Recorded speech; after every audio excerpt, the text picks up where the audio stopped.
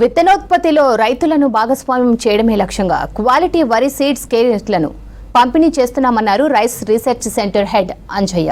రుద్రూర్ 1200 వరి వంగడం అధిక దిగుబడులతో పాటు చీడ పురుగులను తట్టుకునేలా ఉందన్నారు.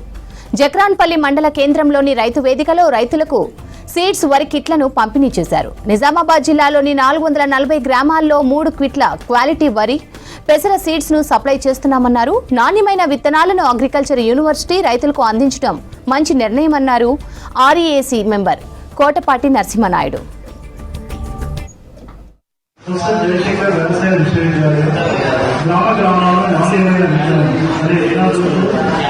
ప్రతి రెవెన్యూ గ్రామంలో 3 నుంచి 5 రైతు సోదరులకు మన జిల్లాలో ముఖ్యంగా వరి మరియు పెసర విత్తనాన్ని అందించడం జరుగుతూ ఉంది.